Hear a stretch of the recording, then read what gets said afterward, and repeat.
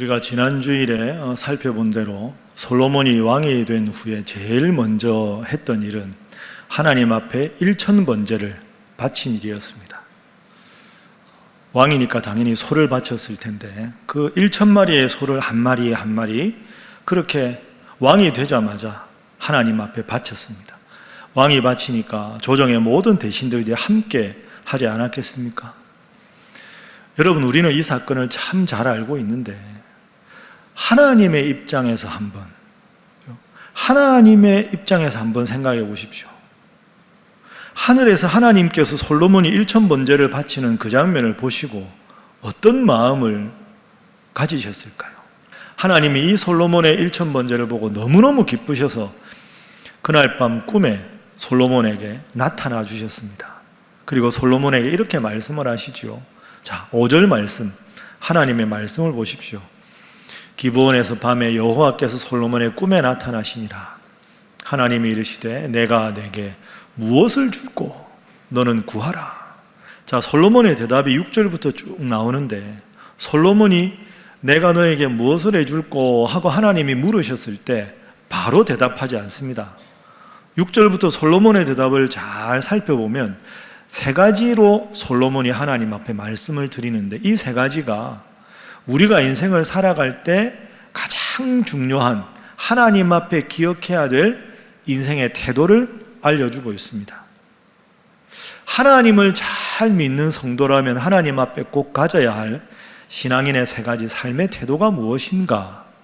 오늘은 이 질문을 가지고 세 가지로 한번 말씀을 살펴보도록 하겠습니다.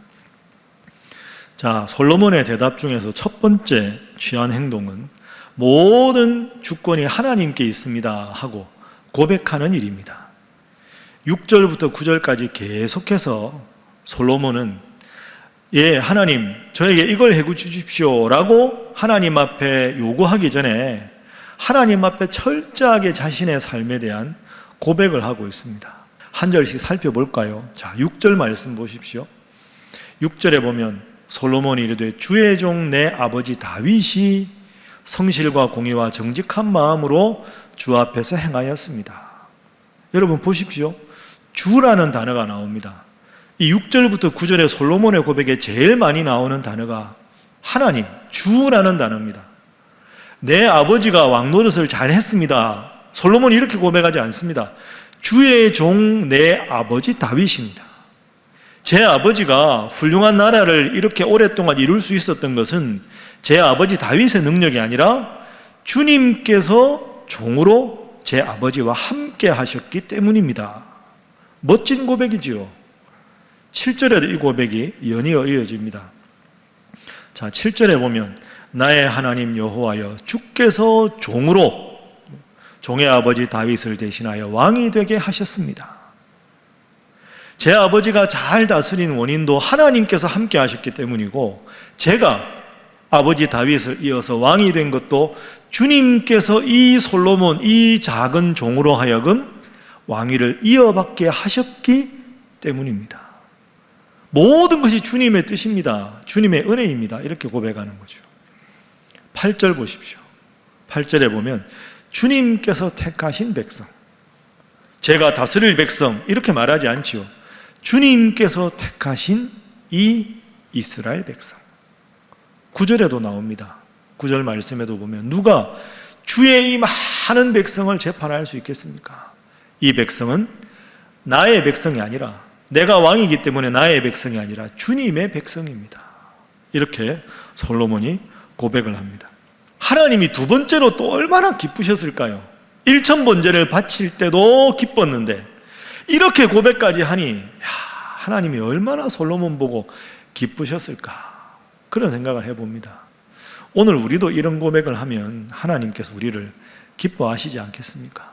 자, 우리 예배를 영상으로 다 드리고 계시지만 가슴에 손을 한번 올려보겠습니다. 자, 영상으로 저를 한번 따라해 보시죠. 눈을 감으시고요. 따라합니다. 하나님, 제 삶의 주인은 하나님이십니다. 하나님, 우리 가정의 주인은 하나님이십니다. 하나님, 우리 교회의 주인은 하나님이십니다. 여러분 믿습니까? 평생 이 고백을 하십시오. 솔로몬이 이 고백의 마음으로 일천번제를 드리고 하나님 앞에 이렇게 고백을 하니 하나님께서 복을 주셨습니다. 진실하게 하나님, 제 인생의 주인은 하나님이십니다. 이 솔로몬의 고백을 여러분의 고백으로 삼으셔서 솔로몬처럼 여러분의 평생에 하나님의 큰 복 받는 우리 성도들이 다 되시기를 주님 이름으로 축복합니다. 자, 이제 솔로몬이 취한 행동 중에 두 번째 행동을 한번 생각해 보겠습니다.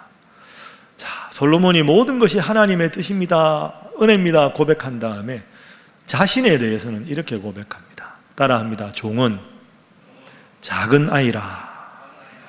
종은 작은 아이라. 이 고백이 있습니다. 7절 말씀 보시죠. 자, 7절에 보면 나의 하나님 여호와여 주께서 종으로 종의 아버지 다윗을 대신하여 왕이 되게 하셨사오나 종은 왕인데도 종은 작은 아이입니다. 저는 작은 아이에 불과합니다. 스스로 그렇게 고백하고 8절에 보면 주께서 택하신 백성 가운데 있나이다. 그들은 큰 백성이라. 여러분 저 대비를 보십시오. 왕인 자기는 작은 아이고 자기가 다스리고 군림해야 될 백성들은 큰 백성이다. 이렇게 고백을 합니다. 9절에도 말씀해 보면 큰 백성뿐 아니라 많은 백성 이렇게 고백하죠. 세상적인 지위로 보면 어떻습니까? 왕이 큰 자고 백성이 작은 자입니다. 왕이 높은 자고 백성이 낮은 자 아닙니까? 근데 이걸 거꾸로 고백합니다. 하나님, 저는 종입니다. 작은 사람이고 작은 아이입니다. 그런데 제가 다스려야 될 백성 아닙니다. 하나님, 제가 다스린다고 하지 않겠습니까? 제가 섬겨야 할 이 백성들은 저를 섬기는 저의 백성이 아니라 하나님의 백성입니다. 이 큰 백성, 이 많은 백성을 잘 다스릴 수 있도록 저와 함께 해주십시오. 이렇게 고백하는 겁니다. 사실 오늘 우리도 이렇게 하나님 앞에 겸손하고 백성들을 잘, 국민들을 섬기고 스스로를 작은 아이라 고백하는 이런 정치 지도자가 필요합니다. 저도 이제 우리 이 신일교회가 이 지역에서는 그래도 규모가 있는 교회이기 때문에 선거 때가 되면 많은 이 지역구의 출마자들 그리고 정치인들이 연락을 합니다. 저를 방문하겠다, 식사를 하자, 교회 예배 참석할 테니까 저를 좀 인사를 시켜달라, 끝나고 교인들에게 좀 선거운동을 할 수 있는 기회를 달라, 수없이 많은 요청을 받습니다. 그리고 그 후보들을 잘 알고 있다는 그 유력한 목사님이나 장로님들 통해서 저에게 그분 좀 잘 좀 홍보 좀 해라, 이런 권유도 많이 받습니다. 그러나 여러분, 마음은 이해하지만 그것은 근본적인 원리로 생각해 보면 잘못된 겁니다.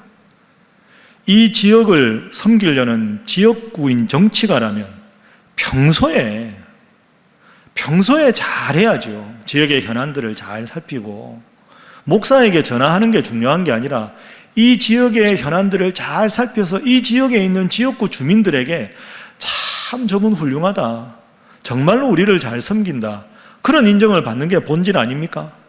선거 때가 되면 인사 한 번 더 하는 것, 그게 정치가의 본질적인 자세는 아닌 거죠. 그래서 저는 완곡하게 거절합니다. 예, 잘 하십시오. 때로는 그분들 선거 사무소에 와서 기도해 달라고도 합니다. 우리 교인이라도 저는 선거 사무소에 가서 기도는 하지 않습니다. 우리 교인, 제가 사랑하는 교인이 출마하시면 기도해 드려야죠. 담임 목사가 교회에 모셔서 목양실 옆방에서 기도합니다. 왜냐하면 제가 좋은 마음으로 선거 활동하는 곳에 가면 그런 거 다 이렇게 붙여놓고 그걸로 홍보 자료를 삼으면 담임 목사가 특정 정당, 특정 지지자에게 함께한다, 이런 왜곡된 것 때문에 교인들이 또 마음이 나누어져서야 되겠습니까? 하나님, 우리 사랑하는 성도님, 하나님 마음에 합한 성도 되게 하시고 합한 지도자 되게 하시고 지역을 잘 섬겨서 지역구에 있는 주민들에게 정말로 칭찬받는 분 되도록 하나님 지혜와 능력으로 함께 해 주옵소서. 그렇게 기도하면 그게 맞는 것이지요. 여러분, 다시 한번 솔로몬에 주목해 보십시오. 현실적으로 보면 가장 높은 자리입니다. 20세라는 젊은 나이입니다. 의욕도 많고 자신감도 넘치고 내가 얼마나 대단한 존재인가를 보여주고 싶은 인간적인 생각이 참 많았을 겁니다. 그런데 그 모든 것 다 내려놓고 하나님, 저는 하나님의 종입니다. 그저 저는 종노릇만 하겠습니다. 이 큰 백성들 잘 섬기겠습니다. 하나님, 저는 능력이 없습니다. 종이 무슨 능력이 있습니까? 하나님, 저를 지켜주시고 저에게 함께 해주십시오. 이렇게 진실하게 고백합니다. 이 고백이 여러분의 평생의 고백이 되시고 여러분의 자녀들에게 이 고백을 잘 가르치셔서 그저 겸손하게 저는 주님의 도구입니다. 저는 주님의 작은 종입니다. 이 고백이 진실된 여러분과 우리 사랑하는 가정의 가족들의 우리 교회 평생의 고백이 될 수 있기를 주님 이름으로 축복합니다. 이제 마지막 세 번째입니다. 솔로몬이 취한 행동 세 가지. 드디어 이제 솔로몬이 하나님 앞에 내가 무엇을 해줄까? 그 대답을 하고 있습니다. 자, 솔로몬의 대답 9절 말씀입니다. 9절 화면으로 보십시오. 누가 주의 이 많은 백성을 재판할 수 있사오리이까? 듣는 마음을 종에게 두사. 듣는 마음을 저에게 주십시오. 그래서 주의 백성을 재판하여 선악을 분별하게 하옵소서. 이런 말이죠. 하나님, 저는 작은 아이에 불과합니다. 제가 섬겨야 될 백성들 숫자도 많고 큰 백성들입니다. 이 백성들의 아픔과 괴로움과 슬픔을 잘 들을 수 있는 듣는 마음을 저에게 주십시오. 그 마음을 잘 듣고 헤아려서 잘 판단해서 백성들이 정말로 하나님의 백성답게 행복하게 살아갈 수 있도록 주님 저를 도구로 사용해 주십시오. 이렇게 고백합니다.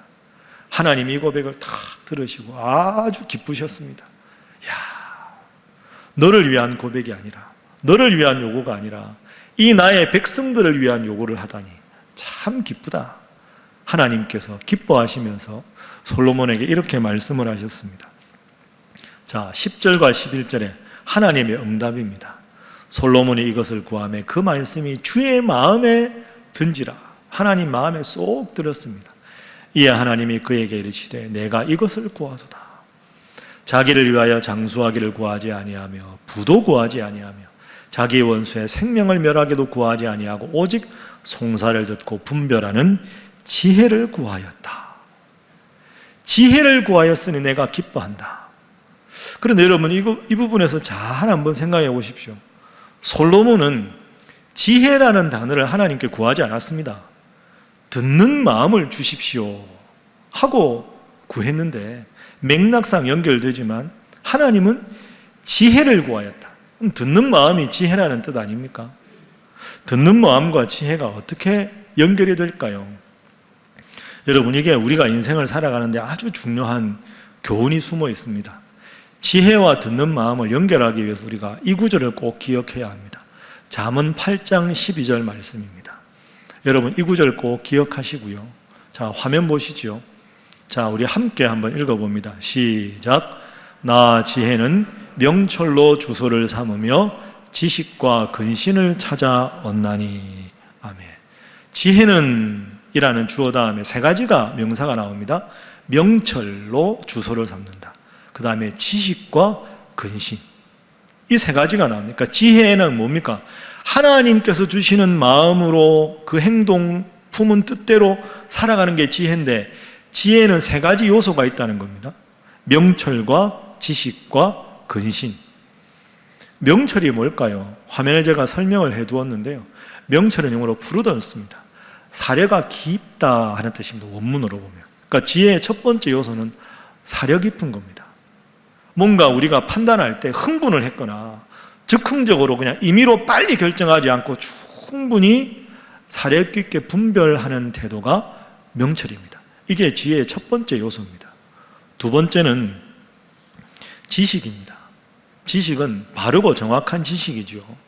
우리가 뭔가를 판단할 때 잘못된 정보나 잘못된 내용에 현혹되지 말고 정확하게 사태의 본질을 파악할 수 있는 지식이 지혜의 두 번째 요소입니다. 그리고 세 번째는 근신입니다. 영어로 discretion인데요. 이건 원어로 보면 분별력입니다. 그러니까 정확한 지식을 잘 파악한 다음에 하나님의 뜻이 어디 있는가를 분별할 수 있는 영적인 분별력이 근신입니다. 여러분, 이 세 가지는 오늘 우리가 살아가는데도 가장 필요한 세 가지입니다. 하나님의 지혜로 살아간다는 게 무슨 뜻일까요? 먼저는 사려 깊은 것, 흥분해서 즉흥적으로 그냥 말만 먼저 하고 이게 아니고요. 충분히 생각하고, 두 번째, 그 사태에 대한 정확하고 올바른 지식을 헤아리고, 세 번째, 그 지식 가운데 하나님이 정말로 원하시는 뜻이 무엇인가를 영적으로 분별할 수 있어야 한다. 그러니까 지혜는 사려 깊은 것과 정확한 정보와 영적인 분별력, 이 세 가지가 합해졌을 때 그것을 우리는 하나님의 지혜, 이렇게 말하는 겁니다. 솔로몬이 지금 왕 노릇을 해야 됩니다. 백성들의 소리를 잘 들어야 되죠. 들으면서 순간적인 기분에 의해서 판단하는 게 아니라 충분히 심사숙고하고, 그 다음에 백성들끼리 송사가 있을 때는 정확한 내용의 본질이 무엇인지를 바르게 파악하고, 그 가운데서 하나님께서 정말로 이 문제를 어떻게 해결하시기를 원하시는가라는 영적인 분별력을 가지고 판단하는 것, 그게 필요한 겁니다. 그게 어디서 나오는 겁니까? 하나님이 주셔야 가능한 거죠. 하나님이 주셔야 가능하니까 그게 지혜인 것이고, 그 지혜가 곧 백성들의 송사를 바르게 듣고 판단할 수 있는 듣는 마음과 연결이 되는 겁니다.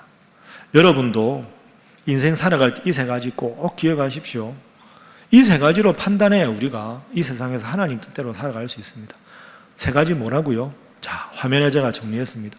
신중하고 사려 깊은 태도로 어떤 일에 대해서 정확하고 전문적인 지식을 가지고, 세 번째 중요하게 영적인 분별력을 가지고 하나님 뜻을 따라서 살아가는 게 필요하다. 솔로몬이 이것을 하나님 앞에 구합니다. 하나님께서 너무나도 기뻐하셨습니다. 이야, 솔로몬 최고다. 너 참 훌륭하다. 그리고는 솔로몬이 구하지도 않았는데 덤으로 주신 게 있습니다. 그게 무엇입니까? 하나님의 보너스입니다. 덤으로 하나님은 부귀와 영광을 주셨습니다. 여러분, 오늘 본문 읽으셨지만 솔로몬이 하나님 저에게 부귀를 주옵소서, 영광을 주옵소서 하지 않았습니다. 근데 하나님 마음에 드니까 하나님이 그냥 보너스로 다 주신 거죠. 여러분, 영적인 순서가 참 중요합니다. 하나님, 부귀와 영광을 좀 주십시오. 주시면 주님 위에 쓰겠습니다. 솔로몬이 이렇게 말한 게 아니라 하나님 마음에 꼭 드는 대답을 하니까, 이야, 훌륭하다. 내가 그것뿐 아니라 부귀도 주겠다. 영광도 주겠다. 너만한 임금이 다시는 이 세상에 오지 않을 정도로 최고의 영광을 너에게 다 허락해 주겠다. 하나님이 이렇게 말씀을 하셨습니다. 자, 지난주에 우리가 들었던 말씀 여러분 기억나십니까? 지난주에 제가 말씀을 전할 때 다윗 왕의 후계자가 솔로몬이지만 사실은 객관적인 조건으로 솔로몬보다 더 왕위 계승의 가능성이 높은 왕자가 있었다. 누구였습니까? 아도니아라는 왕자였죠. 그런데 하나님은 아도니아가 아니라 솔로몬을 다윗 왕의 후계자로 세워주셨습니다. 하나님께서 원하시는 지도자가 솔로몬이었기 때문이죠. 자, 지난주 복습 삼아 표 한번 보겠습니다. 화면 보시죠. 주님, 종은 작은 아이입니다. 이렇게 고백하는 솔로몬을 높여주셨습니다.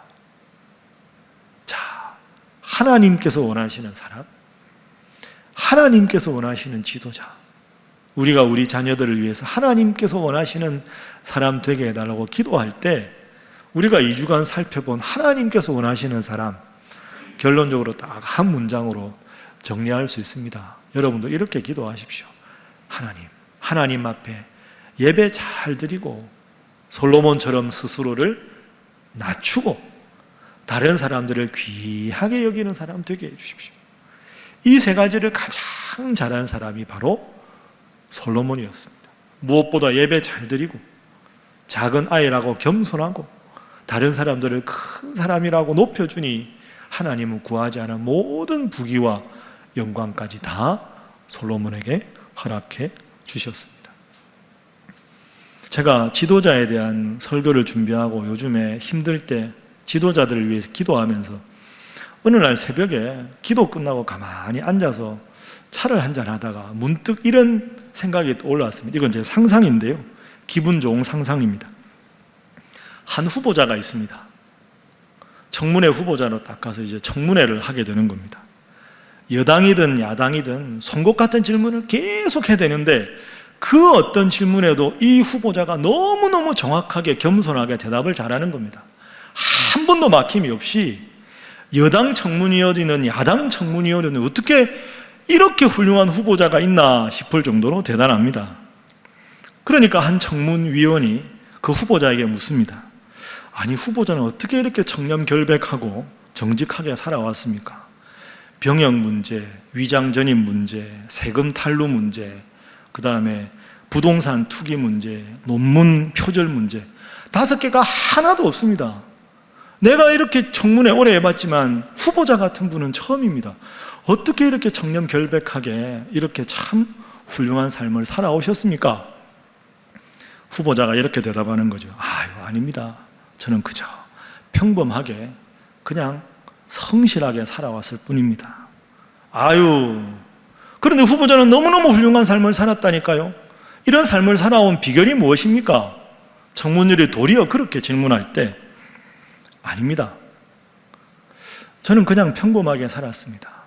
제가 굳이 말씀드리자면 제가 한 가지 특별한 점이 있다면 저는 하나님을 믿는 사람입니다. 제 삶의 기준은 이 하나님의 말씀입니다. 그저 부족한 저를 하나님께서 함께 해주셔서 큰 대가 없이 지금까지 이렇게 쭉 제 일을 할 수가 있었습니다. 제 인생 돌아보면 모든 것이 다 하나님의 은혜입니다.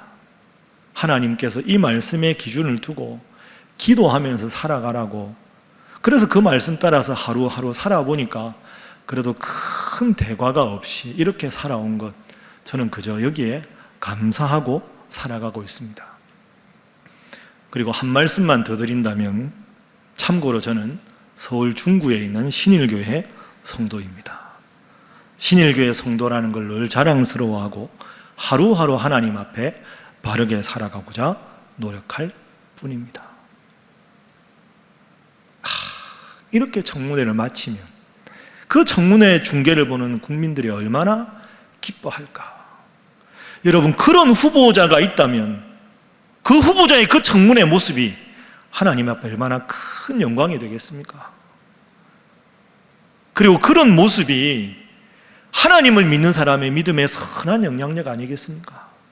그렇게 겸손하게 고백하면 그 고백 때문에 추락한 하나님의 교회의 이 위상이 다시 올라갈 수 있고, 하나님을 잘 믿는 우리들도 부끄러움에 더 하나님 잘 믿으려고 결단하지 않겠습니까? 그리고 이런 위정자들이, 이런 지도자들이 많이 나와야 이 나라가 더욱더 하나님 앞에 바로 서지 않겠습니까? 말씀을 정리합니다. 우리 사랑하는 신일교회 성도 여러분, 솔로몬은 자신의 능력이 아니라 하나님의 은혜로, 자신을 믿는 교만이 아니라 하나님 앞에 겸손하게 종이라고 고백하는 이 겸손함으로 하나님 앞에 지혜를 구하고, 구하지 않은 부귀와 영광까지 하나님 앞에 덤으로 큰 복으로 받았습니다. 오늘 이 솔로몬의 삶의 태도를 꼭 기억하셔서 여러분도 이 솔로몬의 고백이 여러분의 고백이 되셔서 여러분과 여러분의 자녀가 대대손손이 하나님 앞에 큰 복 받는 여러분 모두가 되시기를 주님 이름으로 축복합니다.